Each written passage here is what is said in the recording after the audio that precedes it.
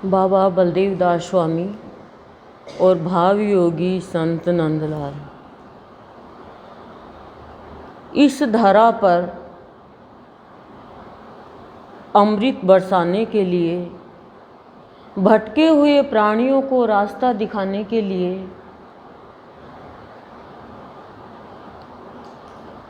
अज्ञान के अंधकार से निकालने के लिए और जो हम गृहस्थी में फंसे हुए रहते हैं, इन्हीं कामों में लगे रहते हैं, जीवन के उद्देश्य को नहीं जान पाते हैं, उस उद्देश्य की प्राप्ति के लिए इस धरा पर आते हैं। लेकिन संतों की बात बिना उसकी कृपा के कोई सुनने को तैयार ही नहीं होता। निरर्थक बात इतनी सुन लेंगे, अपने स्वार्थ की बात सुन लेंगे, तेरी मेरी की बात सुन लेंगे, दुनियादारी की बात सुन लेंगे, एक एक घंटा, दो दो घंटा, तीन तीन घंटा मोबाइल से चैट कर लेंगे, बात कर लेंगे, लेकिन कभी दिमाग में ये नहीं आता कि हमें भगवान से भी बात करनी है। अब कहेंगे भगवान बात करते हैं तो मानेंगे नहीं, हंसी उड़ाएंगे, खिल्ली उड़ाएंगे। हम कहते हैं कि बिना व्रत के, बिना पूजा के, बिना स्नान किए भगवान मिल सकते हैं, बस सत्संग में आकर जीवन समर्पित कर दो और भीतर से पवित्र हो जाओ, तो हंसी उड़ाएंगे। ऐसे भी कोई भगवान मिलता है? ऐसे भी कोई शांति आती है? तो इस संसार में किसी को भी देखें, कोई शांत है ही नहीं। इतना धर्म कर लिया, इतना पुण्य कर लिया, इतना व्रत कर लिया, फिर भी शांति क्यों नहीं है? क्यों अशांत है? धनी भी अशांत है, निरोगी है वो भी अशांत है, रोगी है वो भी अशांत है, संतान है वो भी अशांत है, संतान जिसके नहीं है वो भी अशांत है। किसी के कुछ दुख लगा हुआ है, पर संत सारा दुख ले लेते हैं। कलकत्ता में गुरुदेव नीचे रहते और किराए के मकान पे ऊपर कोई और बहन रहती। तो गुरुदेव पति पत्नी रहते, तो गुरुदेव को उसके पति बोले कि आप गुरुजी हो, आप सिद्ध पुरुष हो, लेकिन मेरी पत्नी मेरे से बहुत लड़ाई करती है, वह भी नाराज़ होके बैठी है, तो आप उसको बदल दो ना। वो पहले तो अभी तो घर ही में हो गया, टॉयलेट वगैरह, वो लोटा लेके जा रहा था। गुरुदेव बोले कि ये जो पानी का लोटा है वो उसके ऊपर डाल दे ले जाके। वो डर गया कि पानी का लोटा डाल दूंगा, ऐसी कोप हो रही है और नाराज़ हो जाएगी। लेकिन गुरु के वाक्य पे विश्वास किया और लोटा डाल दिया। इतने गुस्से में हो रही थी, मरने मारने को तैयार, और करे बावड़ा हो रहे हो के ओली आ रही है। क्योंकि गुरु जब कोई शब्द बोलते हैं तो गुरु भावना बदल देते हैं दूर से ही। सूरज आता है क्या कोई प्रकाश फैलाने के लिए? उसकी किरणें आती है। ऐसे ही गुरु तो वहीं बैठा रहता है, पर गुरु है वो अपना दूसरा रूप जाके स्पर्श कर देते हैं उसको। गुरु का एक रूप थोड़ी होता है, अनेक रूप होते हैं। गुरु ही तो ब्रह्मा है, विष्णु महेश है। भावना पहले ही बदल दी और गुरुदेव की बहुत बड़ी भक्त हो गई। कुछ समय बाद में उसका वो पति भी खत्म हो गया। आया वो तो जाएगा ना, तो बहुत दुखी हो गई, घर के बाहर ही नहीं निकलती। गुरुदेव को पता चला, गुरुदेव गए ऊपर और धोती कुर्ता पहनते अपना कुर्ता कर लिया और कहा ला तेरा सारा दुख मुझे दे दे, जितना भी दुख है। उस दिन के बाद उसको ये भी नहीं पता कि मेरा पति है या नहीं है, दुख ही खत्म हो गया।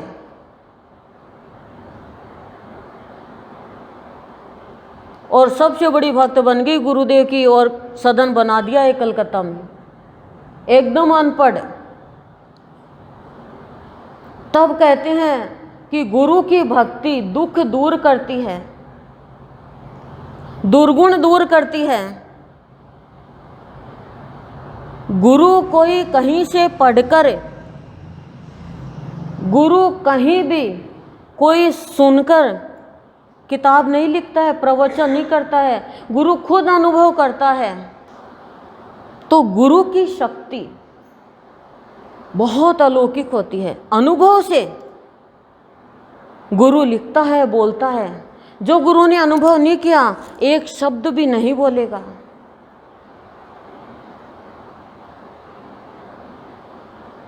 और गुरु एक शब्द बोल देता है, कह देता है, वो हृदय में धारण जिसने कर लिया, उसका जीवन सफल है।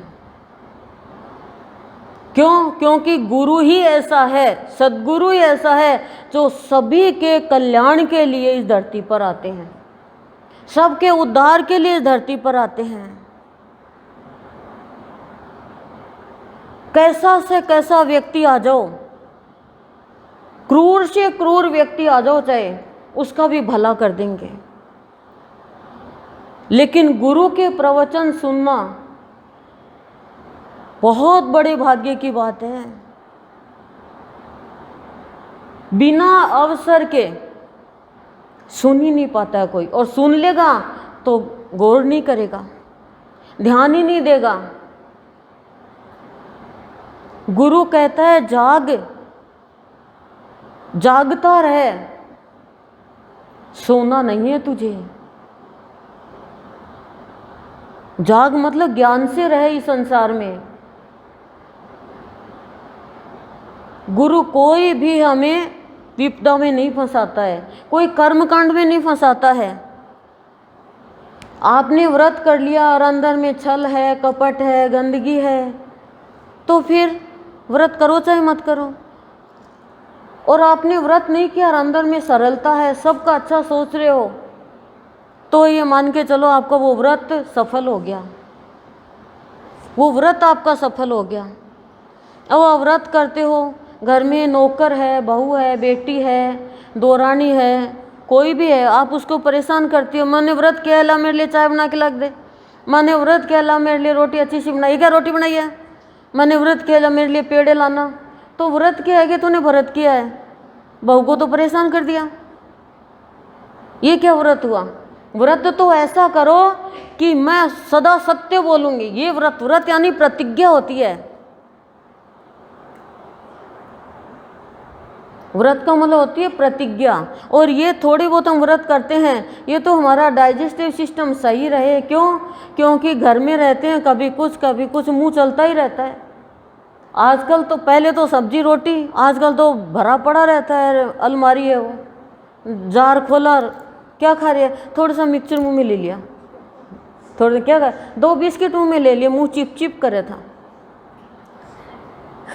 एक चीज़ थोड़ी है, मतलब बेडरूम में भी बादाम, किशमिश, पिस्ता, वो उसमें भी रहेंगे। जब बच्चे को भूख लगी दे दिया। बिस्किट भी है, थोड़ी है कोई ऐसे वैसे हो, बिस्किट भी स्पेशल। पहले के लोग क्या खाते? रोटी खाते 2 टाइम खाली, शाम को 4 बजे भी खाते तो अचार और रोटी। अब रोटी कोई खाना ही नहीं चाहता, छोटे बच्चे रोटी नहीं खाना चाहते। एक बच्चे ने कहा, पूछा क्या खाया, बोला अंकल चिप्स है। मैंने कहा क्यों अंकल चिप्स क्यों, ताऊ चिप्स नहीं क्या, पापा चिप्स नहीं? नाम देखो। रोटी की भूख नहीं, पर इन चीज़ों की भूख है। बच्चे को भी इतना टेस्ट का पता चलता है। और फिर धीरे धीरे बच्चे गए, मम्मी मैगी खाओ ना, लहसुन प्याज तो खा ली, उसमें पैकेट में आता है, बाकी तो ऐसे होती है, खाओ ना, खा के तो देखो। क्यों? क्योंकि पेरेंट्स खाएंगे तो घर भरा रहेगा, वैसे भी नहीं तो बच्चे को क्या पता पेरेंट्स मना भी कर दे। लेकिन हिम्मत ही नहीं है ना आजकल मना करने की। तो क्यों नहीं है हिम्मत? रोटी नहीं होती, खा लेंगे बच्चे, आलस्य आता है। पर पहले कैसे आलस्य आता? पहले थी नहीं ये चीज़। अच्छा है, अपना जीवन जीने का सबको अधिकार है, लेकिन सत्संग ये कहता है कि भगवान को हर वक्त पुकारते रहोगे तो कष्ट नहीं होगा। जीवन में जो भी प्रारब्ध आ रहा है भगवान का नाम लेने से वो भी दूर हो जाएगा। नाम लेते लेते लेते लेते भक्ति की शक्ति आ जाती है, शक्ति आ जाती है। फिर वो कहता जा तेरा ये काम हो जाएगा मेरे भगवान की कृपा से, तो वो काम उसका निश्चित रूप से हो जाता है, रुकता नहीं है। जैसे एक सेठ जी अपना हाथ दिखा रहे हैं नारद जी को, तो बोले तेरे हाथ में तो संतान है की रेखा ही नहीं है। का संतान की रेखा नहीं है, अब हमारी प्रॉपर्टी का वारिस कौन होगा, इतना धन है। इतने में एक व्यक्ति आता है, एक रोटी एक बेटा, दो रोटी दो बेटा, तीन रोटी तीन बेटा, चार रोटी चार बेटा। सेठ ने कहा ये क्या, रोटी के बदले बेटा। उसने 4 रोटी दे दी। 6-7 साल बाद में नारद जी फिर चक्कर काटते हुए आए। आंगन में बच्चे खेल रहे। पहले कोई बंद घर तो होते नहीं थे, खुले चौक होते थे, खेल रहे थे। तो नारद जी ने कहा बच्चे, बोला अपने। बोला आपके तो भाग्य में ही नहीं है। बोले जी ऐसे ऐसे कोई फकीर आया था। अब नारद जी तो सीधे गए विष्णु लोक। भगवान आप क्या करते हुए, जिसके संतान ने उसके 4 पुत्र दे दिए। कहा नारद बताएंगे कभी, समय आने दो, हर चीज़ का समय आता है। अभी मैं बोली ना सत्संग की बात का भी समय आता है, नहीं कोई सुनेगा ही नहीं। ना ना ना ना, सोने का टाइम है सत्संग करो तुम। ना ना ना ना, घर का काम करते हैं सत्संग करो तुम। और मृत्यु देवी आएगी तो ना ना ना ना, तो वो कहेगी चल ना ना होगी टाइम पूरी तब मना कर देना। समय का इंतजार किया विष्णु भगवान ने। फिर कहा नारद मेरे पेट में बड़ा दर्द हो रहा है, तो प्रभु क्या करूं बोलो। बोले कोई जरा सा अपने जिगर का खून दे दे और उसका लेप कर ले तो मेरे पेट का दर्द ठीक हो जाए। प्रभु अभी लेके आया, तीनों लोकों में घूम रहा है कि मेरे प्रभु के पेट में दर्द है, मेरे प्रभु के पेट में दर्द है, कोई जिगर का खून दे दो। कोई ने नहीं दिया। घूमता घूमता वहीं जंगल में जो संत बैठा था जिसने 4 पुत्र दिए, उसके कान में आवाज़ गई। कहा भगवान की नारायण के दर्द है और जिगर का खून चाहिए, मेरा पूरा शरीर ही ले लेते। उसी के नाम है पूरा शरीर। और योग माया से ऊपर ले गए विष्णु लोक। तब भगवान ने कहा नारद जो मेरे लिए अपना शरीर तक त्यागने को तैयार है, उसके कहने से मैं किसी का भी भाग्य बदल सकता हूँ।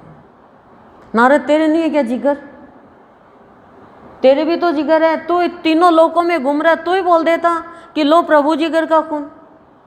क्या मेरे को खून थोड़ी चाहिए, पर मैं तेरे को समझा रहा हूँ।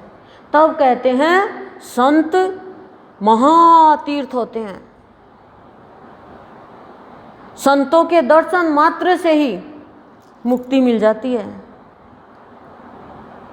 एक बार भी यदि संत का दर्शन कर ले तो दोबारा जन्म में कोई भक्ति प्रकट हो जाएगी उसके, ऐसे वैसे घर में जन्म नहीं होगा।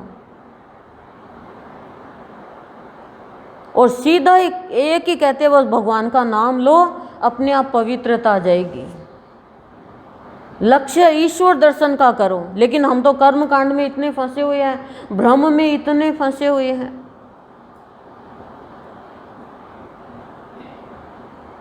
भूखे मर लेंगे, लेकिन सत्संग करना उचित नहीं समझेंगे। सत्संग के लिए भी 10 बार सोचेंगे, जबकि तो एक गृहस्थियों का सत्संग है। यदि कुछ छुड़ाए तो क्या पता सत्संग में हम आए नहीं। उजड़ी हुई गृहस्थी भी बसा देते हैं। बाबा ने गुरुदेव को कहा गृहस्थी में रह के गृहस्थी वालों से सत्संग कराना। क्यों? क्योंकि वैराग्य है अलग है, वो तो कोई भी कर लेगा। कुछ भी नहीं छुटाते हैं। कोई सोचता है पति छुटा देगा, कोई कहते हैं बच्चे छुड़ा देंगे, कोई कहता है वैराग्य ले लेगा। नहीं, गृहस्थी भी स्वर्ग बन जाती है। लेकिन गृहस्थी में रहना सिखाते हैं। अभी हमें रहना नहीं आया गृहस्थी में, आज चेतना के अमृतवाणी में रहना सिखाएंगे। भाव योगी संत ने, मेरे इष्ट, मैं तो मेरा इष्ट कहती हूँ, मुझे नहीं पता हमारा इष्ट बोलूँ और किसी का, सबका इष्ट हो ही नहीं। मेरे इष्ट ने हृदय से मंथन करके ये अमृतवाणी लिखे हमारे लिए, और कि हम इन अमृत को पी कर के अपने जीवन में चेतन रूप प्राप्त करके जीवन का निर्वाह कर पाए, गृहस्थी में रह करके चेतन रूप प्राप्त करके। अभी हम कैसा जीवन जी रहे हैं? जैसे पहले हम भौतिक सुख सुविधा का ले लेते हैं।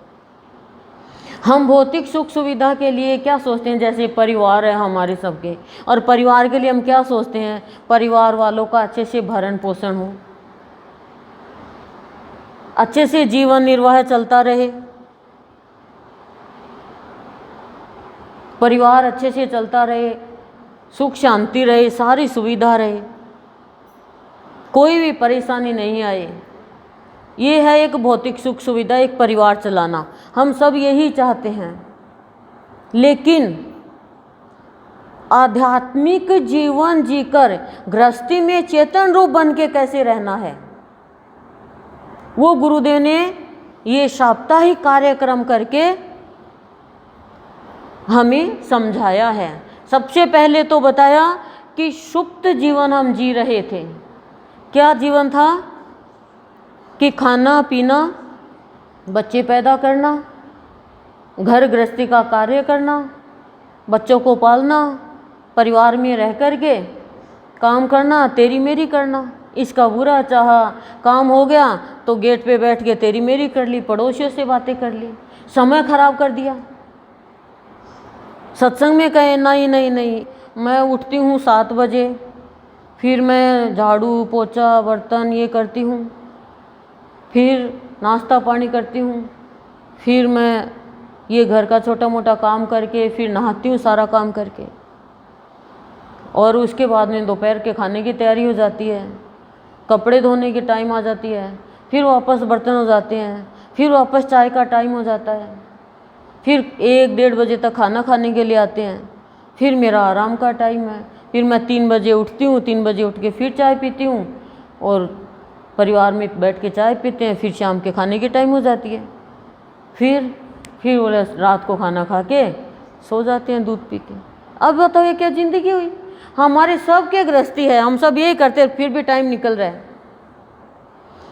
फिर भी टाइम निकल रहा है, नहीं निकल रहा है क्या टाइम? नहीं। और कितना अच्छे से सत्संग में कोरोना काल में नहीं आए, मुरझा गया था, जिसका मुंह देखे मुरझाया हुआ, जैसे कि पौधे को पानी नहीं मिलता तो वो मुरझा जाता है ऐसे, और जैसे सत्संग में आए सबका वापस खिल गया, पता नहीं चलता है। हम अपने चेतन रूप को नहीं जान पा रहे हैं, हम खाली जड़त्व भाव में जी रहे हैं, खाली शरीर में जी रहे हैं, खाली वस्तुओं में जी रहे हैं। काम करने के लिए कोई मना थोड़ी करते हैं गुरुदेव, काम तो करना ही पड़ेगा। गुरुदेव की भी तो गृहस्थी थी, गुरुदेव भी तो कमाते थे, लेकिन भगवान बन गए भगवान को पाकर भक्ति करके। गुरुदेव कोई छुटाते थोड़ी है कुछ भी, लेकिन एक अलग ही शक्ति आ जाती है। तो आध्यात्मिक जीवन जीकर गृहस्थी में रहकर कैसे जीवन का निर्वाह करते हैं वो बताया गुरुदेव ने, कि सुप्त से गुरुदेव ने जागृति दिलाई। कहा जागृति के बाद में हमारे चेतन रूप का दर्शन करवा रहे हैं, अभी आपको पता नहीं चल रहा है क्योंकि कई आवरण आया हुआ है। पवित्र है उसको तो तुरंत ही दिख जाएगा भगवान, मन पवित्र है जिसका, और जिसमें कपट वगैरह है, कर्म अच्छे नहीं किए हुए, उनको थोड़ा टाइम लगेगा। अब कोई भी चीज़ आप पीसते हो तो सूखी है तो तुरंत पीसी जाएगी, लेकिन थोड़ी गिल्ली है तो पीसी नहीं जाएगी। भक्ति में आके हम एकदम भीग जाते हैं भाव में, फिर हमें कोई तोड़ नहीं सकता। सूखे जीवन को ही तो तोड़ देते हैं, सूखा जीवन ही टूट जाता है। एक डाली तो है हम, एक नमक की डली है, एक चीनी की डली है। दोनों में क्या अंतर है? एक नमकीन है, एक मीठी है। दोनों को पानी में डाला, अस्तित्व खत्म। कोई नमक के जैसा जीवन जी रहा, कोई चीनी के जैसा जी रहा है, पर अस्तित्व तो दोनों का खत्म हो जाएगा।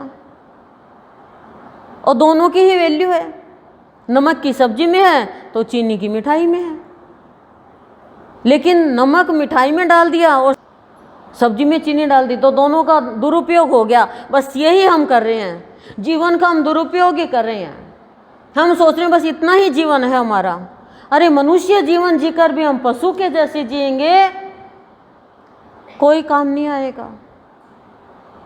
जब हमारा खुद का शरीर काम का नहीं है तो कोई भी हमारे काम नहीं आएगा। कोई भी का मतलब कोई भी, चाहे कोई भी आपका शुभ चिंतक हो। आप कह दो अपने माता पिता को जाके, भाई तेरा आदमी नख है, तेरा आदमी जाना है, तू जाना है, तू नहीं है क्या मेरी माँ? भाई तेरा सासू ससुरा नखे जाके, मैं तो तना ब्यादी थी आदि। कितने महीना भर रख लेंगे, 2 महीना रख लेंगे, फिर कितने दिन रख लेंगे? और ना छोड़ेंगे ससुराल वाले, क्योंकि घर तो वही है ना। तो हम यहाँ पे थोड़े दिन के लिए आए हैं, जाना हमें कहाँ है? सबको जाना है, कहाँ जा रहे हैं किसी को पता नहीं। लेकिन कर्म के मुताबिक पशु बनते हैं, पक्षी बनते हैं, जानवर बनते हैं, कीट पतंग बनते हैं, मनुष्य बनते हैं, देवता बनते हैं, मुक्त हो जाते हैं कर्म के मुताबिक। भावयोगी संत कहते हैं कर्म पे विशेष ध्यान दो, विशेष रूप से कर्म पे ध्यान दो। और कर्म पे ध्यान देने के लिए हमें संत की जरूरत है। अब अंधेरे में जा रहे हैं, हमें कुछ नहीं दिखेगा, तो जीवन में अंधेरा छाया हुआ है अज्ञानता का। सुप्त जीवन को जागृत करते हैं, जागरूक रहो। अब एक बच्चा है पढ़ाई वाला, वो जागरूक रहेगा कि मुझे कैसे पेपर में क्या लिखना है। गाड़ी चलाने वाला एकदम जागरूक है, सावधान है कि गाड़ी मुझे कैसे चलानी है, कहाँ स्पीड देनी है, कहाँ स्पीड को कम करना है, कैसे मोड़ना है, हर चीज़ का ध्यान है। लेकिन जीवन के ऊपर ध्यान नहीं देंगे, सावधान नहीं होंगे, क्या बोलना है, कैसी दृष्टि रखनी है, कैसे कर्म करने हैं, कौन से रास्ते पे चलना है, कौन सी बातें सुननी है। आप टीवी में कोई गलत सीन देख लो, आपका मन खराब हो जाएगा। बाहर में कोई गलत काम देख लो, आपका जी खराब हो जाएगा। तो क्या देखना है, क्या लेना है, ग्रहण करना है। आपके सामने एकदम गर्म पानी रख दिया और ठंडा पानी रख दिया और आपको बोल दिया कि ये गर्म है, ये ठंडा है। अब आपके ऊपर है, पीना आपको है।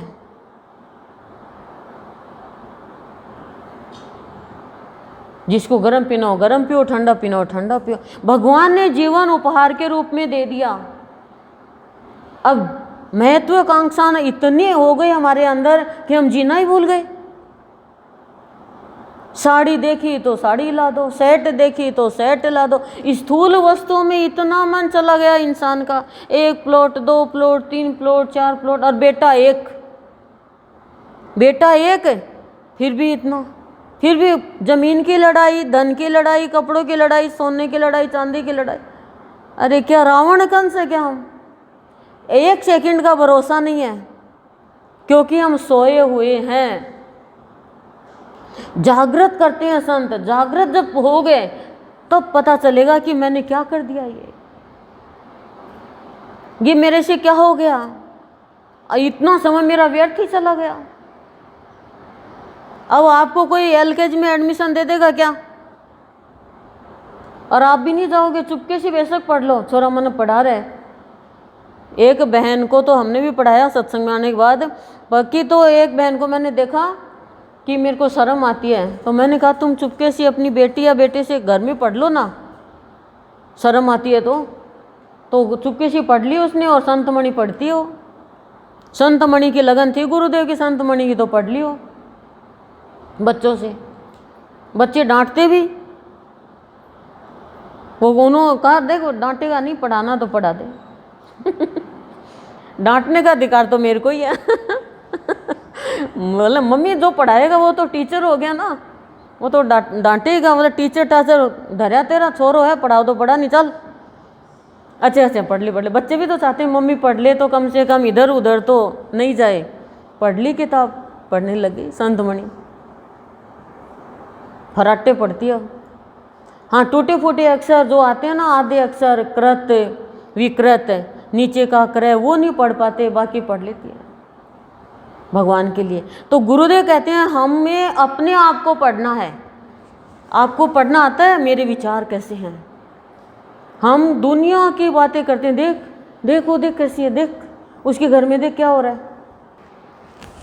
और कोई भी आपको कोई बात कहे, किसी के भी लिए बुराई करे, उसको पहले ये पूछो इसमें तेरा क्या लाभ है। मेरा तो कोई लाभ नहीं, तो मेरा क्या लाभ है, मेरा भी कोई लाभ नहीं, तो मेरे को क्यों कह रही है उसकी बुराई। आपको कोई भी अच्छे रास्ते, आप अच्छे रास्ते पे चलोगे, कोई भी आपको भड़काएगा, कोई भी आपको हटाएगा, और विशेष रूप से आपका अहंकार।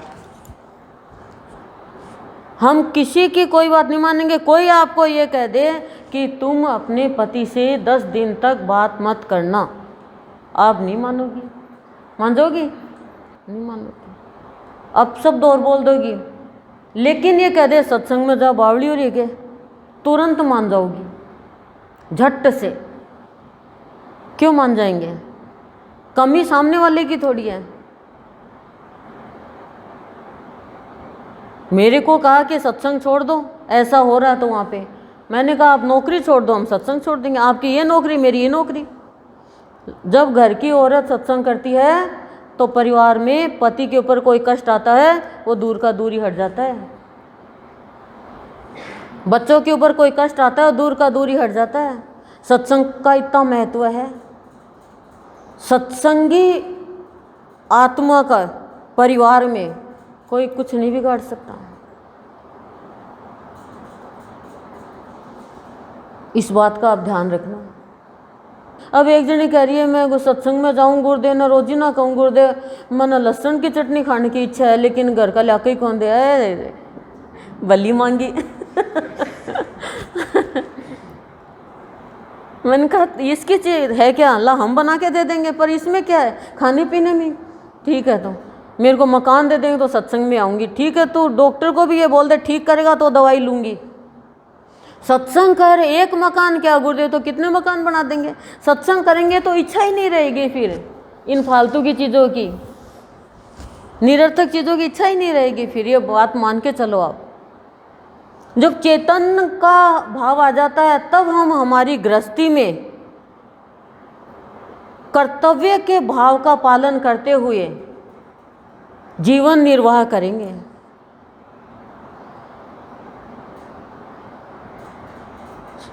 हमारे शरीर का क्या कर्तव्य है, हमारे परिवार वालों के प्रति क्या कर्तव्य है, भगवान के प्रति क्या कर्तव्य है, संसार के प्रति क्या कर्तव्य है, सबका पालन करते हुए भाव में बहते हुए जीवन निर्वाह होगा। फिर गृहस्थी में चेतना का भाव रहेगा हर पल। सत्संगियों की गृहस्थी में जाओ आप, अलग ही संतोष शांति मिलेगी आपको। और जो ख्याली लड़ाई झगड़ा कामना वासना वाले उनके घर में जाते हैं तो अलग ही मतलब एक फीलिंग आती है कि ये क्या हो रहा है, अलग से फीलिंग आती है, अनुभव होता है। और जब चेतना जागृत हो जाती है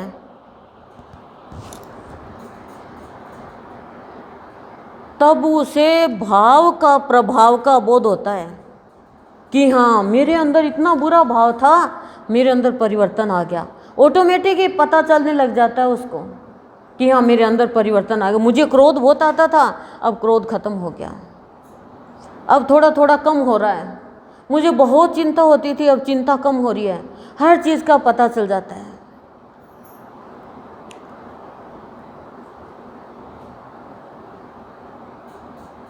भाव योगी संत जब मनुष्य की खोई हुई चेतना को लौटाते हैं तो वो ज्ञान का अधिकारी होता है,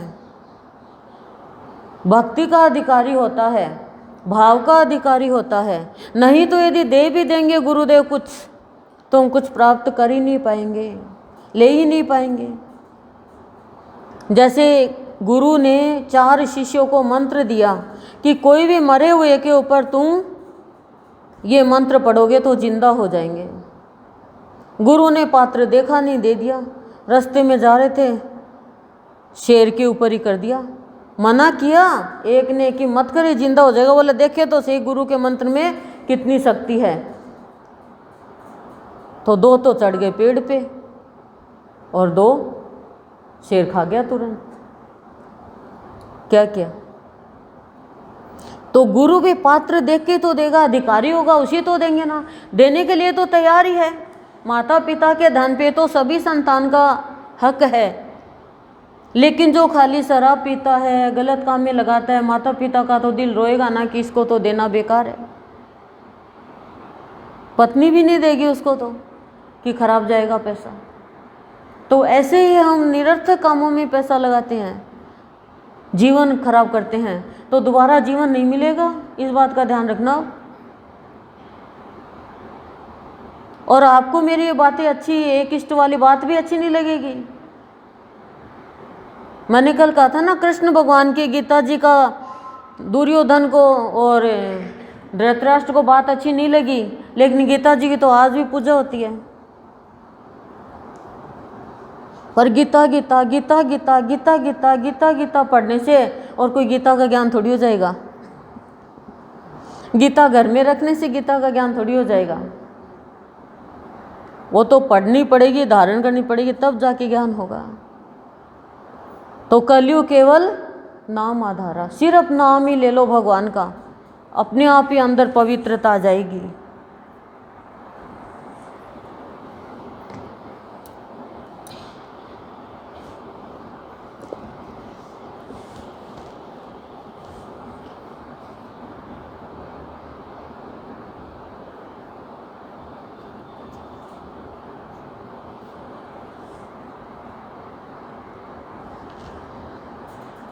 अमृतवाणी है, आरोहण अवरोहण के 7 स्वर, सप्त भूमि का कौन है जो इन्हें देखता लय करता।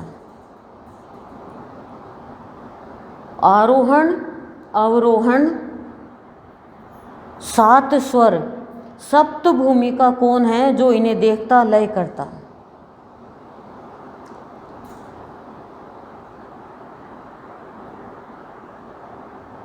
चढ़ना और उतरना। सप्त स्वर सारे गामा पाधनी हैं, इनका उल्टा अवरोहण उतरना, इनका उल्टा हो गया। हारमोनियम पे सिखाते हैं तब इनके, ये तो शॉर्ट है, इनका पूरा भी दे रखा पूरा, जैसे रे का ऋषभ, गए का गांधार, ऐसे फिर कभी बताएंगे इनके बारे में। जैसे एक भिखारण होती है और राजा का मन चल गया उस पर, और राजा महल में ले आया, राजा महल में ले आया, रानी बना दी। राजा उसके साथ खाना खाए, वो तो पतली हो गई कांटे जैसी। क्या हुआ, इतना खिलाते हैं? बोले मैं अकेली खाना चाहती हूँ। बोला अकेली खा ले। कमरा बंद किया और खाना उसका अलग से लिया, उसका खाना और थाल गया उसमें, कमरे में बंद कर लिया। रोटी ली थाल में से, रखी आड़े में, दाता के नाम पे रोटी दे दे, दाता के नाम पे रोटी दे दे। ऐसे सारी रोटी ऐसे रख ली आड़े में। पहले खिड़कियां तो होती नहीं थी। मंत्री ने देखा चीर में से क्या मांग रही है ये। मंत्री ने राजा को जाके कहा महाराज आपको भिखारी होना है तो आप इसको रखो। बोले कैसे? बोला देखो राजा ने देखा, राजा ने कहा जा यहाँ से, भिखारन की भिखारन ही रहेगी तू। तो सुंदर होने से क्या हुआ, विचार भावना तो सुंदर नहीं, भिखारी की भिखारी। तो जिसको खाली कर्म कांड में ही दुनियादारी की बातों में मजा आता है, वो तो देखो सत्संग के लिए हानि भरेगा। और नहीं तो गुरुदेव से कहो, गुरुदेव आपको सत्संग में बुलाना पड़ेगा, आके तो देखो,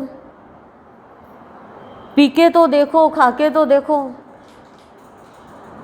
कहते हैं फुर्सत नहीं है, गुरुदेव कह रहे हैं फुर्सत नहीं है, ठीक है, फुर से उड़ जाएंगे वो प्राण, फिर सत्य में कौन मिलेगा। जैसे चिड़िया उड़ती है ऐसे, तो लॉटरी लग रही है तो आपके, सत्य की लॉटरी। और ये भी मत सोचना कि जिसका पुण्य क्रम होता है वही सत्संग में आ पाएगा। जिसका पुण्य क्रम होता है वही सत्संग में आ पाएगा, नहीं तो चाहकर भी नहीं आ पाएंगे, अनेक झंझट आ जाएंगे। और नहीं चाहते हुए भी गुरुदेव बुला लेंगे उसको। तो हम कोई सत्संग पसंद थोड़ी करते थे, हम तो फैशन पसंद करते थे। हमारे बराबर कौन, हमारे परिवार में तो क्या है, बस बेटे हैं, पति अच्छा है, परिवार अच्छा है और सुंदर हैं, पढ़े लिखे हैं, किस चीज़ की कमी। काले भी नहीं, गोरे गोरे हैं। काला उसको तो क्रीम की ज़रूरत होती है लेकिन ये तो कुछ ही नहीं है। सत्संग में आए तो पता चला ये तो कुछ ही नहीं है। सब कुछ तो परमात्मा है, उसका दिया हुआ है सब कुछ। तो ये जीवन जो है ना, ये ही ऊंचाई पे जाता है, ऊंचाई पे जाने की सीढ़ी है, और यही नीचाई पे आने की सीढ़ी है। सीढ़ी तो एक ही है, लेकिन आप लोग यदि बुद्धि में ही फंसे रहोगे कि नहीं क्या करेंगे सत्संग में आके, 4 बजे टीवी देख लेंगे, टीवी में देख लेंगे, तो आज तक टीवी में देख के, भागवत कथा सुन के अंदर प्रेम जागृत नहीं हुआ, ज्ञान की जागृति नहीं आई। आपके जैसे ही हम थे, पता ही नहीं था सत्संग क्या होता है, क्या पढ़ने की किताबें, हर एक किताब ज्ञान दे रही है, लेकिन किताब का ज्ञान नहीं दिया जाता यहाँ पे जीवन का ज्ञान दिया जाता है। फिर आप दुख में रोओगे नहीं, दुख आएगा तो भगवान का प्रसाद मान करके और भगवान से प्रार्थना करोगे कि हे प्रभु अब क्या करें। लेकिन 10 के भगवान के पीछे जाओगे तो वो काम बनता सही बनेगा।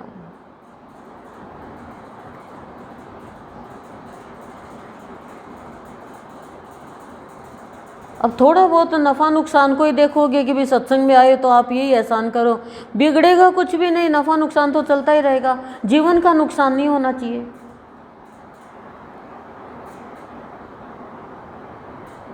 देखो, विवेकानंद ने रामकृष्ण परमहंस को बहुत तंग किया। जिसने पढ़ी है, सत्संगियों को तो पता है जो सुनाते हैं, मतलब कि उसकी हंसी भी उड़ाई, कहा ये पागल है क्या। लेकिन रामकृष्ण परमहंस ने अपने सारी भक्ति भाव का धन विवेकानंद को ही दिया। ऐसे ही हमारे गुरुदेव बाबा के पास में बहुत लोग आते हैं, बहुत लोग आते हैं, आए थे बहुत लोग, लेकिन गुरुदेव बाबा भी सूक्ष्म रूप से देख लेते हैं। बाबा सूक्ष्म रूप से देख लेते, नहीं दिया किसी को भी। गुरुदेव को अपना सारा धन दे दिया, और गुरुदेव ने सूक्ष्म रूप से जिसको देख लिया उसको गुरुदेव ने धन दे दिया। तो आप चाहोगे आपको मिल जाए तो भी नहीं मिल पाएगा। क्यों? क्योंकि वो तो सूक्ष्म रूप से देख लेता है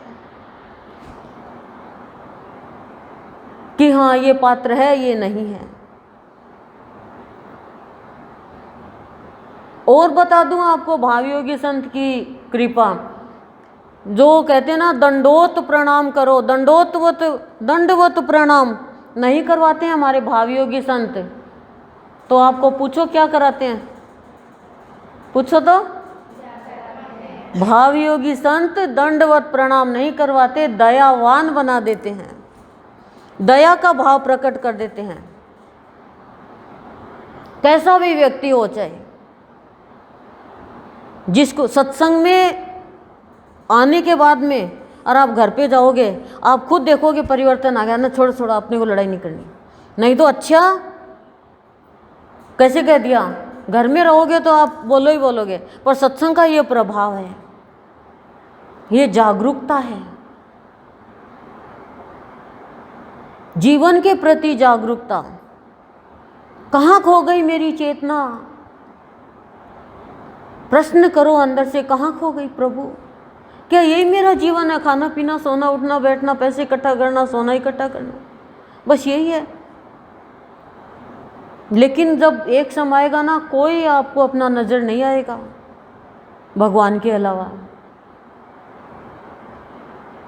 और सत्संग से ही ईश्वर की प्राप्ति होती है। क्यों होती है बताओ?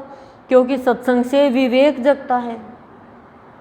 जब विवेक जगता है तब वो चीज़ प्राप्त कर पाता है जो अलौकिक है। तो आरोहण और अवरोहण, जीवन ऊपर नीचे होता रहता है, लेकिन जीवन की जो 7 भूमिका है, जो उनमें लय हो जाता है, उनको देख लेता है, फिर वो ऊपर ही चढ़ता है, उसका अवतरण लेना इस धरती पर सफल होता है। ये बकरे क्यों चिल्लाते हैं? तो कह रहे हैं काल दिखता है। ये बकरे क्यों चिल्लाते हैं? काल दिखता है, मृत्यु दिखती है। तो मृत्यु दिखेगी तो चिल्लाएंगे ना।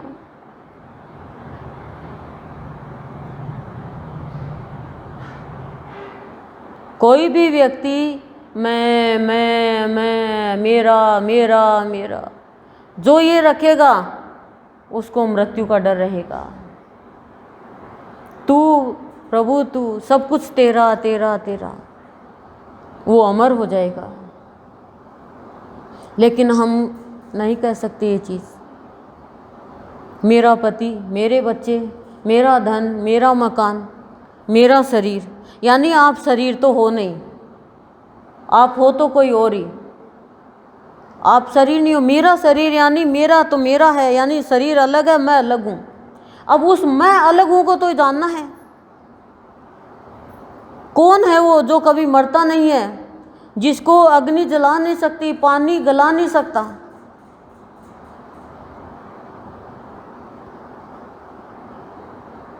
वायु उड़ा नहीं सकती, तलवार काट नहीं सकती? वो कौन है? वो कह रहा है कि मेरा शरीर, अंदर से वो कह रहा है कि मेरा शरीर है ये, मैं शरीर नहीं हूँ। मेरी आँख, मतलब मैं आँख नहीं हूँ। हमारा ध्यान ही नहीं है। कौन ले रहा है श्वास? 1 मिनट के लिए तो चेक करो। सुबह उठो तब देखो तो सही। सुबह उठ के आप चेक करो कि श्वास कौन ले रहा है, कौन नींद ले रहा है, मरने वाला कौन है, जन्म लेने वाला कौन है, जो जन्म और मृत्यु से ऊपर है। लेकिन जो प्राणी अपने जीवन में बुरे कर्म करेगा वो मृत्यु से डरेगा। जो प्राणी हिंसा करेगा, मैं मेरा तू तेरा करेगा, वो मृत्यु से डरेगा। कंस अपनी बहन को लेकर जा रहा है, चचेरी बहन को। मैं सारथी बनूंगा। आकाशवाणी हुई, रे मूर्ख, तू जिसको खुश होके लेके जा रहा है, उसकी 8वीं संतान तेरी मौत का कारण बनेगी। अब यदि उसके पास गुरु होता तो उसे क्या शिक्षा देता कि 8वीं संतान तेरी मौत का कारण बनेगी? 7 संतान से पहले तो तू अच्छा काम कर ले। लेकिन उसका संग कुसंग था, उसके कर्म बुरे किए हुए थे। उसने क्या किया? पिता को गद्दी से उतार के, सिंहासन से उतार के, मार के जेल में डाल दिया। माँ को जेल में डाल दिया, बहन बहनोई को जेल में डाल दिया, अत्याचार करने लग गया। मृत्यु के डर के कारण काल दिख रहा था। क्या बकरा था वो प्राणी बकरा ही है, वो प्राणी बकरी ही है जो मैं करता है, मैं करता। रावण रह गया, कई रह गए खड़े खड़े। गढ़ लंका में आग लगा दी, कई रह गए पड़े पड़े। मैं जला दूंगा, मैं त्रिलोकी का नाथ हूं, लेकिन कुछ ही नहीं कर सका। एक हनुमान ने लंका जला दी। मैं वाले के पास कहां शक्ति होती है? उसको तो मृत्यु दिखती है। मृत्यु से डरोगे तो भी मृत्यु आएगी, वो तो आएगी।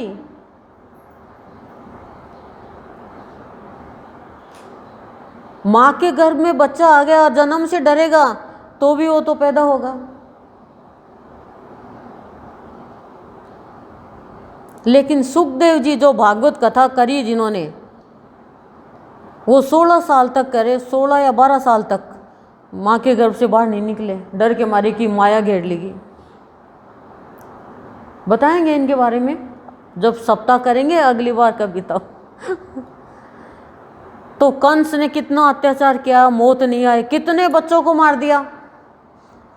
एक एक करके अपने भाई बहनों को, अपनी असुर जातियों को सबको मरवा दिया। बक्कासुर, कागासुर, त्रणासुर, पूतना, है कितनों को मरवा दिया।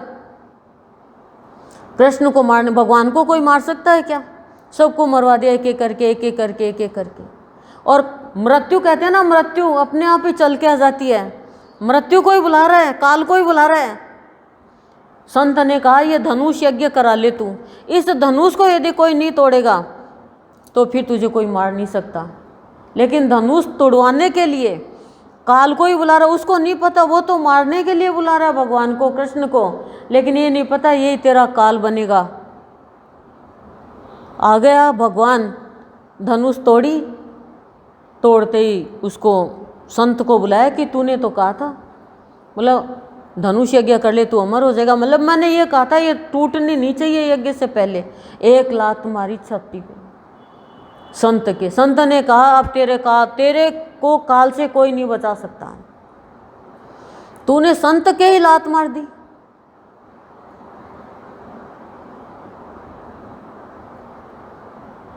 भगवान में भी उसको यमराज दिख रहे हैं देखो, और मृत्यु से पहले उसको भगवान का शंख दिख रहा है और वो एकदम डर रहा है।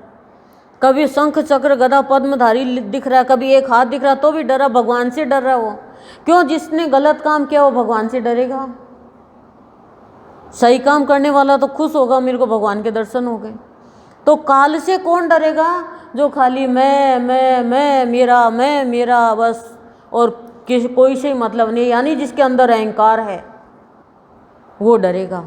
एक बार एक राजा से एक मंत्री नाराज हो गया और मृत्यु की सजा दे दी। उसी दिन उसका जन्मदिन, चला गया उसके पास में लेटर लेके भी, आज तेरे को समन लेके तेरे को फांसी की सजा दी जाएगी।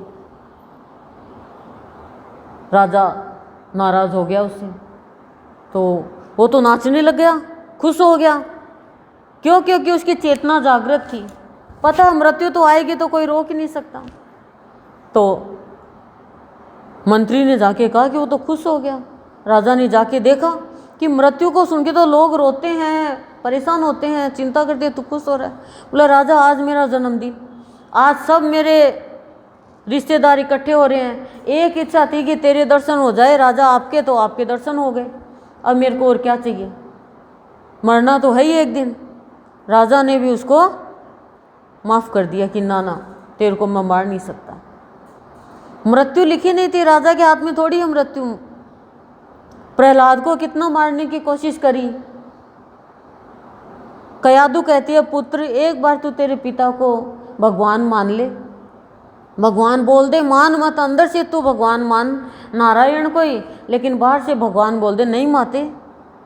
क्या तू ये चाहती है कि तेरे पुत्र की बेइज्जती हो जाए, कि अंदर में तो कुछ और है बाहर में कुछ और? माते तू डर मत, यदि मेरे को आज मरना लिखा है तो मेरे को कोई बचा नहीं सकता, और मेरे आज मरना नहीं लिखा है तो मुझे कोई नहीं मार सकता, तू चिंता मत कर। ऐसी शक्ति आ जाती है चेतना जागृत होने पर। हम तो बहुत डरते हैं, मर नहीं जाए, मर नहीं जाए, मर नहीं जाए, फिर भी मरना तो है ही। मृत्यु जिस समय आएगी 1 सेकंड भी इधर से इधर नहीं होगी, इस बात का आप ध्यान रखना। और हम डरते ही मृत्यु से ही हैं खाली। क्यों? क्योंकि हम चैतन्य रूप अपने रूप को नहीं जान रहे हैं। मृत्यु तो शरीर की होती है, और रोता कौन है? मोह माया रुलाती है। वास्तव में हम अपने स्वरूप को जान लेंगे, पहचान लेंगे, तो हम नहीं रोएंगे फिर। क्यों? क्योंकि मृत्यु तो शरीर की है, हम आत्मा, आत्मा की काहे की मृत्यु। भक्त तो कहता है कि ये शरीर बीच में आ रहा था, अब ये भी हट गया, अब तेरा मेरा मिलन होगा। मृत्यु को गुरुदेव ने बताया मैं का तू में लीन होना। पर मृत्यु से हर एक प्राणी डरता है, रोता है। क्यों? क्योंकि चैतन्य रूप को नहीं जानता है, अपनी चेतना को नहीं पहचानता है। नहीं तो करोड़ों का भी नुकसान हो जाए तो भी जाने हे ठाकुर तू जाने, मेरा तो कौड़ी के भाव ये जीवन है, अब मेरा ये नुकसान हुआ है तो तेरा, और लाभ हुआ तो तेरा। एक भाई की पत्नी सत्संग करती थी अपने गुरुदेव का, और लोन ले लिया। आजकल लोन लेके गाड़ी ले लेते हैं, लोन लेके मकान ले लेते हैं, लोन लेके गहना ही ले लेते हैं, शादी कर लेते हैं कोई भी कारण से। अब लोन ले तो लिया, अब उतरना मुश्किल हो गया। तो उसके पति ने कहा तू तेरे गुरुदेव को बोल तो सही। गुरुदेव को बोला जाके कि गुरुदेव मुझे नहीं पता, न मैं मांगना चाहती, लेकिन परिवार में थोड़ी परेशानी आ रही है, तो आपको तो लोन तो उतारना ही पड़ेगा ये, क्योंकि पति की परेशानी है तो मेरी भी परेशानी आ गई। अचानक 10 दिन के भीतर भीतर ऐसा बिजनेस चला उसका कि पैसे पे पैसा आ गया। देता तो छप्पर फाड़ के देता है, लोन पे लोन, लोन पे लोन उतरता गया। कुछ पैसे बचे तो परिवार में कोई रिश्तेदार, उसने कहा कोई बात नहीं है, तेरे मेरे में क्या अंतर है, माँ बाप के पैसे किसने बांटे हैं, पहले इतने परेशान क्यों, हमें बोल देते आपके पैसे हमारे, तो हमारे पैसे आपके ही तो हैं, तुम अपने रखो, हम उतार देंगे आपका लोन। माँ बाप ने सारा लोन उतार दिया। इतनी बड़ी शक्ति है इनमें। मैं आपको सत्य बात बता रही हूँ, अपने गुरुदेव के सत्संग में लगी हुई है बहन, और मेरी जानकारी में है तब बता रही हूँ। आपको झूठी लग रही है? सत्य बात बता रही हूँ। और वो बहन सत्य पे चलने वाली थी, वो गुरुदेव को ही मानने वाली थी। एक बहन के लिए मैंने भी कहा था कि गुरुदेव पति बीमार था, ठीक, बोले ना, वो अपने भगवान को बोलेगी, 10 में जा रही है तो मैं क्यों करूं, साफ मना कर दिया गुरुदेव ने। आप मत सोच, ये मत सोचना भगवान का भक्त प्रार्थना नहीं करता क्या, सबके लिए करता है, लेकिन अब सत्संग में भी आ रहे हो और फिर औरों को भी इतनों को मान रहे हो, तो गुरुदेव कैसे कर देंगे ये बताओ। अभी मैंने कहा ना कि परिवार वाले कह दें तेरा आदमी नख है। शादी के बाद में बेटी कह देगी कि मम्मी मेरी एनिवर्सरी आ रही है, मेरे को डायमंड का सेट बना दिया है, कह दे तेरा आदमी ला देगो। क्यों मम्मी, तू कौन देश कहना। और ऐसे चाहे वो 2 डायमंड का सेट दे देगी, बच्चों का ही तो है, देंगे भी किसको। लेकिन एक कहावत है, तो ये बकरे क्यों चिल्लाते हैं, काल दिखता है, बकरे को मारते हैं, बलि चढ़ाते हैं। तो यहाँ पे बकरे किसको बताया है, जो मैं करता है, जो प्राणी, उसको, वो बकरे की योनि में है। मृत्यु दिखती है तो रोता है, मृत्यु दिखती है तो भगवान से प्रार्थना करो, हे भगवान तू लेने के लिए आना मेरे को। मृत्यु तो देखो आनी है, ये तो आप मानो। जो सबसे बड़ा सत्य है वो मृत्यु है। मृत्यु का कोई गर्भपात भी नहीं करा सकता ना बच्चे का तो करा था क्या पता, लेकिन मृत्यु तो आएगी बीच में भी नहीं कर सकते, ये भगवान नहीं। मृत्यु तो आ गई तो आ गई। एक बार गुरुदेव के सामने कबूतर मर गया, इनके पास तो योग सिद्धि, जिंदा कर दिया। तुरंत गुरुदेव को एहसास हुआ कि न जाने इसको कबूतर की योनि छूट के कौन सी योनि मिल रही हो। मैं तो खिलवाड़ कर लूँगा भक्ति के साथ, तुरंत वापस में मृत्यु दे दी। तो संत तो मृत्यु टाल भी सकते हैं, ऐसा नहीं है, लेकिन बहुत रेयर चांस में ज़रूरत होती है तो ही। और मरने के बाद में कोई किसी को ज़्यादा मतलब याद करता है, रोता है, ज़्यादा वो निकाला निकुली करता है, तो वो उस आत्मा को परेशान करता है। वो आत्मा तो गई दूसरी योनि में, खोली मिल गई उसको, तो उसको याद ही नहीं है। पता है क्या पिछले जन्म में पुरुष थे कि स्त्री थे, पशु थे कि पक्षी थे, पर अब तो हमारा जीवन इतना सुंदर, पर अब भी हम पशु पक्षी की योनि के लिए तैयारी कर रहे हैं। इस बात का ध्यान रखना आप। कोई कर्म कांड से योनि नहीं छूटती है, कोई दान धर्म से योनि नहीं छूटती है, कोई पुण्य कर्म से योनि नहीं छूटती है, खाली स्वर्ग मिलेगा वापस आओगे। ज्ञान से योनि छूटती है, और ज्ञान मिलता है सत्संग में आके कि मुझे कौन से रास्ते पे चलना है, मैं कौन हूँ, मेरा क्या स्वरूप है, मैं चैतन्य स्वरूप हूँ। चलने का ज्ञान, खाने का ज्ञान, उठने का ज्ञान, बैठने का ज्ञान, व्यवहार का ज्ञान। ज्ञान है बस सोना संभालो, चांदी संभालो, रुपए संभालो, बच्चों को संभालो, इसको संभालो, उसको संभालो। अरे अपने मन को भी संभाल ले, वो मन कहीं भी चला जाता है, मन कहीं भी चला जाएगा। एक माली परिवार की औरत, सब उसको घृणा की दृष्टि से देखते, और गुरुदेव प्रवचन करने बैठ जाते, पर उसका इंतजार करते। वो बर्तन साफ करके पान लेके आती, गरीब थी, कहते गुरुदेव बर्तन साफ करती है, इसका आप पान खाते हो? नहीं रे, बोला किसी का तो पति है, किसी के बच्चे हैं, इसका तो कोई नहीं, मैं ही हूँ एक। भगवान तो ये चीज़, सूक्ष्म चीज़ देख लेते हैं ना। भगवान ये थोड़ी देखते हैं कि तुम बड़े बड़े महाजन परिवार से हो, ब्राह्मण परिवार से हो, राजपूत परिवार से हो और पैसे वाले हो। ना ना ना, वो भगवान ही है। वही डरता है मृत्यु से, वही डरेगा। कितना भी पैसा हो, चाहे कितनी भी ऊंची जाति हो, कितने भी सुंदर हो, लेकिन मृत्यु से वही डरेगा जिसको ज्ञान नहीं होगा। और गलत काम करो, चाहे कंस ने इतना गलत काम किया फिर भी मरना पड़ा। और यदि गुरु ज्ञान देता तो 7 बच्चों से पहले 8वें बच्चे तक तो वो कितना ही अच्छा काम कर लेता, नहीं कर लेता। तो मृत्यु आने से पहले मेरा ये कहना है, हमें नहीं पता कब मृत्यु आ जाए, उससे पहले अच्छे काम कर लो ना। कुछ भी मत करो, सत्संग करने से तीर्थ हो गया, 4 धाम की यात्रा हो गई, सारे तीर्थों का स्नान हो गया, सारे पुण्य, सारे दान, सारे धर्म, सारे व्रत आ गए इसमें। सबसे बड़ा सत्संग 10,000 वर्ष की तपस्या और 1 मिनट का सत्संग बराबर।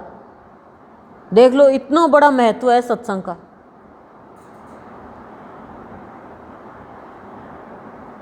तो बकरे चिल्लाते हैं क्योंकि काल दिखता है। तो वही बकरे किसको बताया? प्राणियों को बताया, जो मैं करता रहता है। कौन है? मैं। कौन आया? मैं। हर जगह मैंने तो खा ली, तू खा ले। ये किसकी साड़ी? मेरी। ये किसका घर है? मेरा। वसीयत किसके नाम? मेरे। मेरे मरे तेरे तरे।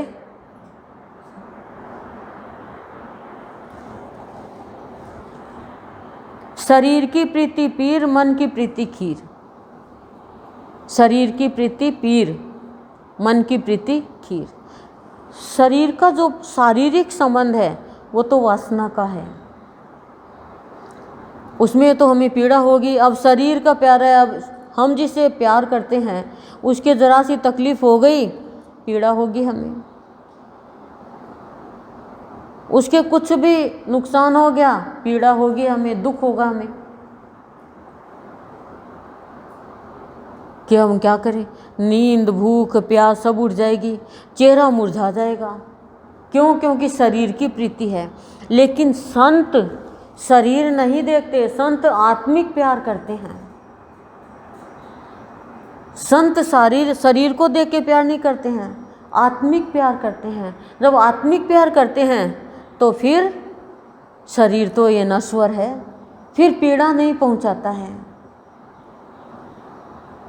ये शरीर। एक व्यक्ति शमशान घाट में जाके रोज उसकी पत्नी मर गई, रोज़ वहाँ पे जाके और एक एक घंटा रोता, और ये कहता मैंने तेरा कहना नहीं माना, मैंने तेरे को बहुत परेशान किया, अब मैं अकेला हो गया, अब मुझे तेरी वैल्यू का पता है। ऐसे मतलब याद कर करके रोए, तू मेरे को ऐसा कहती, तू मेरे को ये कहती, ऐसे। वहीं पे एक संत रहता था भूतनाथ पे, ज़्यादातर हमारे बाबा भी शमशान घाट में रहते थे। संत ने सोचा ये तो परे जिंदगी खराब हो जाएगी इसकी, तो 8 दिन तक तो उसको देखा, फिर संत भी रोने लग गया ज़ोर ज़ोर से। तो संत बोले आप क्यों रो रहे हो, आपका भी कोई मर गया क्या? बोला नहीं, मेरी मिट्टी की हंडियाँ टूट गई। अब वो हंसने लग गया ज़ोर ज़ोर से कि हंडियाँ टूटने से रो रहा है। बोलो तुम्हारा शरीर भी तो मिट्टी है, तू क्यों रो रहा है? गया सो गया, तेरा जीवन तो संभाल। संत की दृष्टि पड़ गई, दुख दूर हो गया। बोला आया है वो तो जाएगा, उसका तो जन्म हो गया, उसको पता ही नहीं, तू रो रो के तेरा जीवन खराब कर रहा है। अब तू या तो मेरे साथ आ, सत्संग कर, और ज़्यादा ही तेरे को पत्नी की जवान है तो दूसरी शादी कर ले। पर यहाँ एक एक घंटा रोने से वो तो जिंदा होगी नहीं, वो तो जिंदा होगी नहीं। तो शरीर की प्रीति, राजा भर्तृ की बात सबको याद है। ये जो पति पत्नी का रिश्ता है, माता पिता का रिश्ता है, और जो मेरे साथ में आपका जो रिश्ता बन रहा है, सुन रहे हो, ये सब प्रारब्ध है, सब प्रारब्ध है। परिवार वाले नहीं सुनेंगे, दूसरे सुन लेंगे। तो सत्संगियों के लिए कोई परिवार नहीं होता, सत्संगियों के लिए पूरा संसार परिवार होता है, 1-2 परिवार थोड़ी होता है। आप लोगों ने तो 1 सेकंड में गुरु माँ बना दिया, पर माँ का रोल कितना होता है ये थोड़ी पता आपको। सारे दिन भगवान से कितनी प्रार्थना करनी पड़ती है एक दूसरे के बच्चे के लिए। बच्चे तो बदमाशी भी कर जाए, अभिमान में आके लड़ाई भी कर ले, झगड़ा भी कर ले। लेकिन ये रिश्ता आत्मज होता है, ये शरीर से पैदा करने वाला रिश्ता नहीं, ये आत्मज है, ये आत्मा से पैदा करने वाला रिश्ता है। ये इस रिश्ते में रास है, रस है, और उस रिश्ते में निरस्ता है। पति गया बाइक पे, स्कूटी पे, गाड़ी में, पत्नी खड़ी रहेगी, एक्सीडेंट नहीं हो जाए, कोई से भीड़ नहीं जाए, कोई गड़बड़ नहीं हो जाए, कोई ये नहीं हो जाए, 1000 भगवान से प्रार्थना करेगी, और उसको परवाह ही नहीं है। एक बच्चा को मम्मी रोज फोन करती, पढ़ने गया था वो, तो संत ने कहा तू एक दिन रुक तो सही, तू बावली सी हो जाती है, उसका फोन नहीं आता तो तू करती है कि वो करती? बोला मैं ही करती हूँ। वो भी करता है कि? बोला वो तो कभी नहीं करता। अच्छा, तो कहा संत ने कि तू मैं तेरे को विश्वास दिलाता हूँ, तेरे बच्चे के कुछ नहीं होने दूंगा, तू 10-15 दिन रुक तो सही, उसका फ़ोन आने दे। 10 दिन, 11 दिन, 12 दिन, 13 दिन फ़ोन नहीं आया उसका। फिर माँ ने फ़ोन किया कि बेटा फ़ोन ही नहीं किया। मम्मी इतना काम था, हम भूल ही गए काम। मम्मी का फ़ोन हाथ से छूट गया। ऐसे ही पति पत्नी का, पत्नी घर में बैठी इंतजार करते रहते, और वो तो अपनी दोस्तों में मस्त। कईयों को देखते हैं दुकान पे बड़े खा लेते हैं शाम को, मेरे को भूख नहीं है। अरे ये बेचारी बैठी तेरे लिए पतिव्रता स्त्री हैं, और तेरे को भूख नहीं है, तो कह तो दे बड़े खा के आए हूँ। बड़े भी नहीं खा के आए, ये भी नहीं बताए। हमने कह दिया भाई एक दिन ये बड़ा खा के आए हुए, खा ले तू तेरी रोटी। मेरे को किसी ने बता दिया, मैं तो बाजार में गई नहीं, देखो मेरे को किसी ने आके बता दिया। अचानक हमारा जाना हो गया सडनली उनके घर पे। देखो मेरे आदमी को भूख ही नहीं लगी, भूख लगा घर से बड़ा 4 खा लिया। तो ये रिश्तों में तो देखो ऐसा चलता रहे। हाँ बड़ा खाया, मेरा भी नहीं। रोज खाते हो? हाँ, फिर क्या प्यार है? बड़े खाते हो, हमारे भी नहीं खाते हो। हम तो आपके बिना एक घूंट पानी का भी नहीं पीते, चाय के लिए भी इंतजार करते हैं। उस दिन के बाद घर पे बड़े पहुंचने लग गए। नॉलेज नहीं होता ना आदमियों को, तो बाजार में रहते हैं, लोग हंसी उड़ा देते हैं, ये तो जोरू का गुलाम है। लेकिन कहे मैं तो हूँ नौकर बीबी का, क्या है इसमें? जब फिल्मों में कह सकते तो वही फिल्म हम कर रहे हैं। भाई पराई औरत का थोड़ी है, मैं मेरी पत्नी का काम नहीं करूँगा तो किसका करूँगा? लोग हंसी उड़ाए तो उड़ाए, घर में तो शांति रहे। और सत्संग में आने के बाद में सबके पति काम करने लग जाते हैं। प्यार होता है घर में, ये नहीं है काम करने वाला नीचा होता है, क्या प्यार होता है। गुरुदेव भावना बदल देते हैं, शांति कर देते हैं गुरुदेव। आकाश ने कहा ऊपर देख, जमीन ने कहा नीचे देख। फिर इसके नीचे की अमृतवाणी से जुड़ी है, मैं न झुका न उठा, बैठा ही रहा। आकाश और धरती का कहा, आकाश कितना ऊंचा है, कितना विशाल है और बिना खंबे के खड़ा है।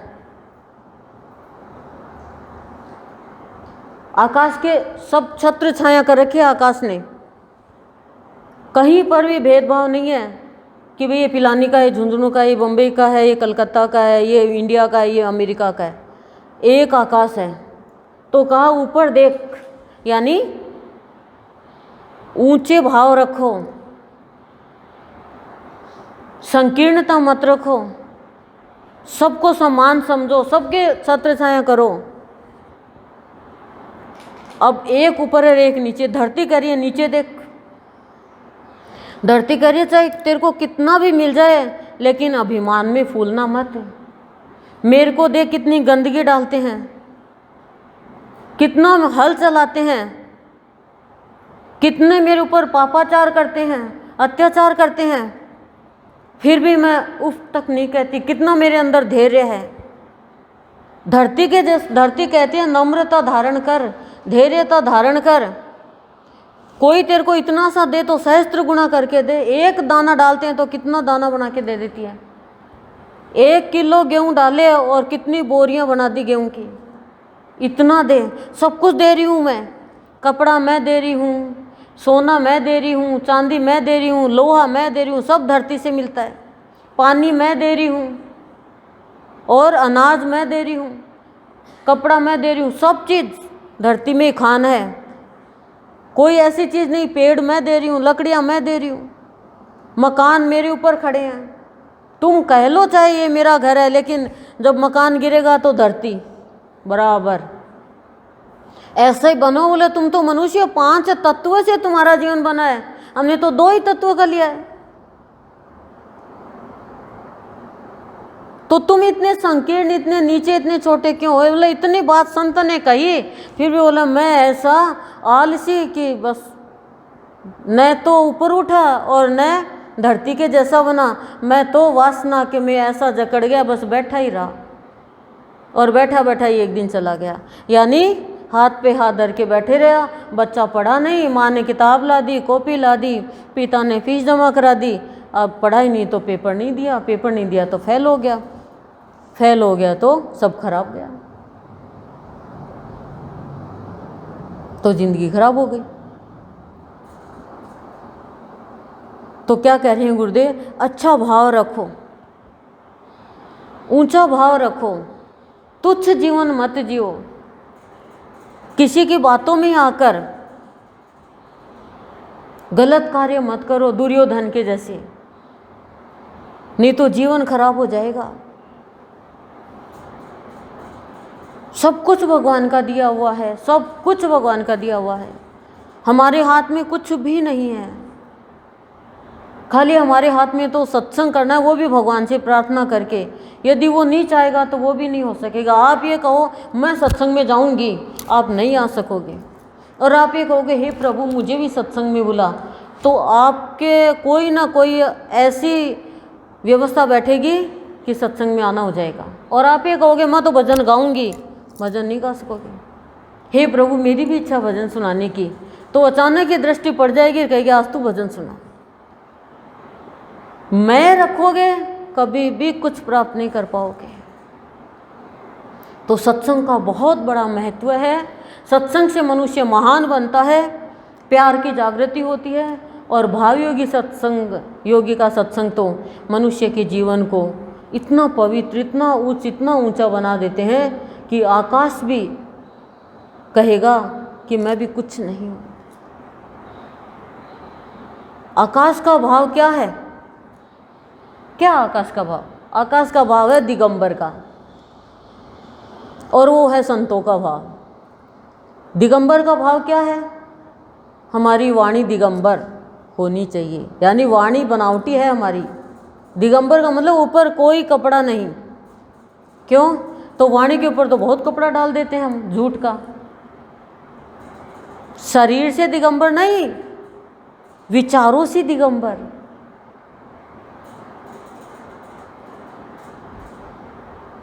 जो विचारों से दिगंबर हो गया वो भगवान का तो प्यारा हो ही गया, उसको फिर कुछ भी नहीं करना पड़ेगा, वो सब कुछ भगवान करेगा उसका।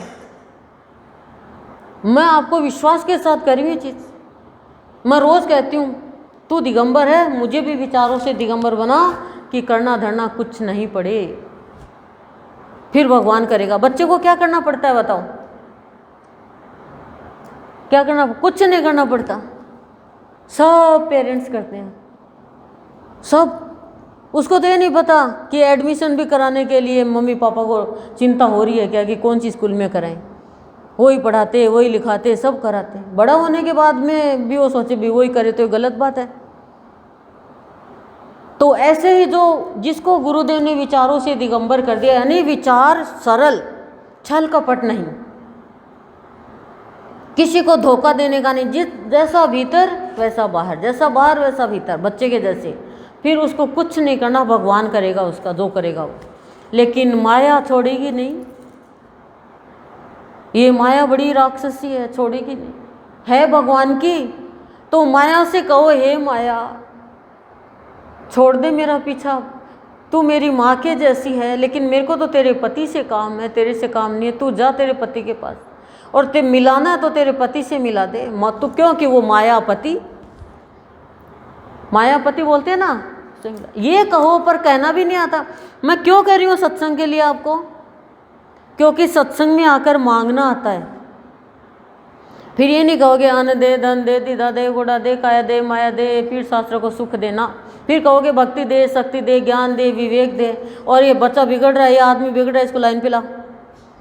ये कहोगे, ये नहीं कहोगे भगवान तेरी सवामणी कर दूंगी, मेरा आदमी यहाँ नौकरी लग जा। नहीं, नौकरी लगा इसके, दिखता नहीं तेरे को, लड़ो इससे। लड़ना आएगा भगवान से, लड़ो तो इससे लड़ो, प्यार करो तो इससे करो।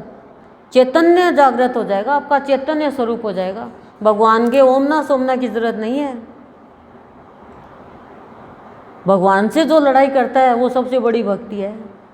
पर भगवान से लड़ने का अधिकार उसे ही है ना जो भगवान से रिश्ता बांधा है।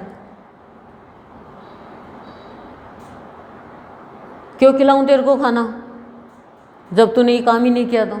तो भगवान भी हंसता है, भगवान भी हंसता है कि ऐसा भक्त तो कोटि कोटि में कोई एक ही होता है। पर भक्त हमने तो भगवान को पत्थर का बना दिया, काठ का बना दिया।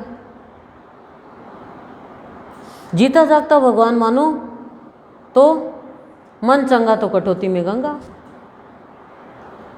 भगवान कहीं दूर थोड़ी है, भगवान तो हमारे अंदर ही है।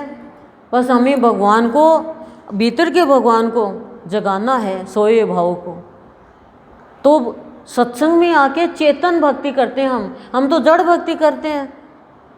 क्या मांगते हैं? ये संसार की चीज़ मांगते हैं। सत्संग जरूरी है, जैसे ऑक्सीजन जरूरी है जीने के लिए। मरने के बाद भी ऑक्सीजन तो पर वो जिंदा नहीं कर सकती। रोटी कपड़ा मकान जरूरी है, ऐसे ही सत्संग एक नेसेसरी है हमारे लिए। क्यों? क्योंकि हमें मांगना आता है, रोना आता है, हंसना आता है, जीवन निर्वाह करना आता है। गृहस्थी में चेतन रूप हो जाता है हमारा हर चीज में। इसलिए सत्संग के लिए कह रहे हैं, हमें जो मिला इसलिए। नहीं तो कोई कहेगा नहीं कि मेरे को मिला इसको मिल जाएगा तो इसके भी खुशियां हो जाएगी। तो इस 7 दिन की सप्ताह का आयोजन इसी के लिए करें हम कि हमारे गृहस्थ जीवन में हमें आध्यात्मिक जीवन को निर्वाह करना आ जाए और हमारा जीवन उच्च बन जाए। ओम शांति शांति प्रशांति।